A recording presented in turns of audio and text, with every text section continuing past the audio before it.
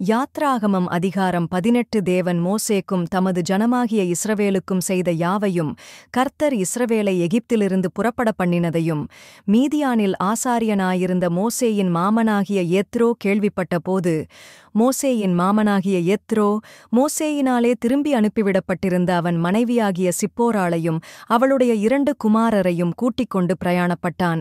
நான் அந்நிய தேசத்திலே பரதேசியானேன் என்று மோசே சொல்லி ஒரு மகனுக்கு கெர்சோம் என்று பேரிட்டிருந்தான். என் பிதாவின் தேவன் எனக்குத் துணை நின்று பார்வோனின் பட்டயத்துக்கு என்னைத் தப்புவித்தார் என்று சொல்லி மற்றவனுக்கு எலியேசர் என்று பேரிட்டிருந்தான்.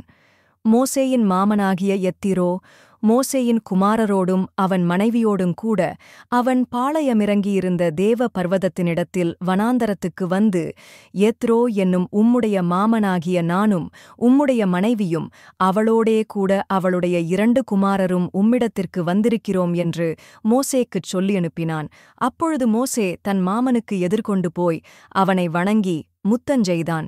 ஒருவரை ஒருவர் சுகசெய்தி விசாரித்துக் கொண்டு கூடாரத்துக்குள் பிரவேசித்தார்கள். பின்பு மோசே கர்த்தர் இஸ்ரவேலு நிமித்தம் பார்வோனுக்கும் எகிப்தியருக்கும் செய்த எல்லாவற்றையும் வழியிலே தங்களுக்கு நேரிட்ட எல்லா வருத்தத்தையும் கர்த்தர் தங்களை விடுவித்து இரட்சித்ததையும் தன் மாமனுக்கு விவரித்துச் சொன்னான். கர்த்தர் இஸ்ரவேலரை எகிப்தியரின் கைக்குத் தப்புவித்து அவர்களுக்குச் செய்த சகல நன்மைகளையுங்குறித்து யெத்திரோ சந்தோஷப்பட்டு, உங்களை எகிப்தியரின் கைக்கும் பார்வோனின் கைக்கும் தப்புவித்து எகிப்தியருடைய கையின் கீழிருந்த ஜனத்தை விடுவித்த கர்த்தருக்கு ஸ்தோத்திரம்.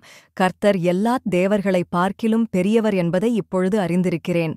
அவர்கள் இடும்பு செய்த காரியத்தில் அவர்களை மேற்கொண்டார் என்று சொல்லி மோசேயின் மாமனாகிய யெத்ரோ சர்வாங்க தகன பலியையும் மற்ற பலிகளையும் தேவனுக்குக் கொண்டு வந்து செலுத்தினான். பின்பு ஆரோனும் இஸ்ரவேல் மூப்பர் அனைவரும் வந்து மோசேயின் மாமனுடனே தேவ சமூகத்தில் போஜனம் பண்ணினார்கள். மறுநாள் மோசே ஜனங்களை நியாயம் விசாரிக்க உட்கார்ந்தான். ஜனங்கள் காலமே துவக்கிச் சாயங்காலம் மட்டும் மோசேக்கு முன்பாக நின்றார்கள். ஜனங்களுக்கு அவன் செய்த யாவையும் மோசேயின் மாமன் கண்டு, நீர் ஜனங்களுக்குச் செய்கிற இந்த காரியம் என்ன? நீர் ஒன்றியாய் உட்கார்ந்திருக்கவும் ஜனங்கள் எல்லாரும் காலமே துவக்கிச் சாயங்காலம் மட்டும் உமக்கு முன்பாக நிற்கவும் வேண்டியது என்ன என்றான். அப்பொழுது மோசே தன் மாமனை நோக்கி, தேவனிடத்தில் விசாரிக்கும்படி ஜனங்கள் என்னிடத்தில் வருகிறார்கள். அவர்களுக்கு யாதொரு காரியம் உண்டானால் என்னிடத்தில் வருகிறார்கள். நான் அவர்களுக்குள்ள வழக்கைத் தீர்த்து தேவ கட்டளைகளையும் அவருடைய பிரமாணங்களையும் தெரிவிக்கிறேன் என்றான். அதற்கு மோசேயின் மாமன், நீர் செய்கிற காரியம் நல்லதல்ல. நீரும் உம்மோடே இருக்கிற ஜனங்களும் தொய்ந்து போவீர்கள்.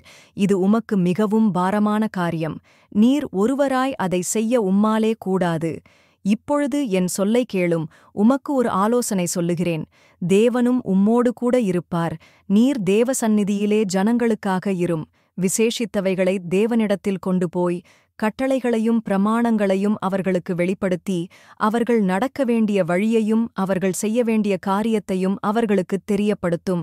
ஜனங்கள் எல்லாருக்குள்ளும் தேவனுக்கு பயந்தவர்களும் உண்மையுள்ளவர்களும் பொருளாசையை வெறுக்கிறவர்களுமான திறமையுள்ள மனிதரைத் தெரிந்து கொண்டு அவர்களை 1000 பேருக்கு அதிபதிகளாகவும் 100 பேருக்கு அதிபதிகளாகவும் 50 பேருக்கு அதிபதிகளாகவும் 10 பேருக்கு அதிபதிகளாகவும் ஏற்படுத்தும். அவர்கள் எப்பொழுதும் ஜனங்களை நியாயம் விசாரித்து பெரிய காரியங்கள் யாவையும் உம்மிடத்தில் கொண்டு வரட்டும், சிறிய காரியங்கள் யாவையும் தாங்களே தீர்க்கட்டும். இப்படி அவர்கள் உம்மோடே கூட இந்த பாரத்தைச் சுமந்தால் உமக்கு இலகுவாயிருக்கும். இந்த பிரகாரம் நீர் செய்வதும் இப்படி தேவன் உமக்கு கட்டளையிடுவதும் உண்டானால் உம்மாலே தாங்கக்கூடும். இந்த ஜனங்கள் எல்லாரும் தாங்கள் போகுமிடத்துக்குச் சுகமாய்ப் போய்ச் சேரலாம் என்றான். மோசே தன் மாமன் சொல் கேட்டு அவன் சொன்னபடியெல்லாம் செய்தான். மோசே இஸ்ரவேலர் எல்லாரிலும் திறமையுள்ள மனிதரைத் தெரிந்து கொண்டு அவர்களை 1000 பேருக்கு அதிபதிகளாகவும் 100 பேருக்கு அதிபதிகளாகவும் 50 பேருக்கு அதிபதிகளாகவும் 10 பேருக்கு அதிபதிகளாகவும் ஜனங்கள் மேல் தலைவராக்கினான். அவர்கள் எப்பொழுதும் ஜனங்களை நியாயம் விசாரித்தார்கள். வருத்தமான காரியங்களை மாத்திரம் மோசேயினிடத்தில் கொண்டு வந்தார்கள். சிறிய காரியங்களையெல்லாம் தாங்களே தீர்த்தார்கள். பின்பு மோசே தன் மாமனை அனுப்பிவிட்டான். அவன் திரும்பத் தன் தேசத்துக்குப் போய்விட்டான்.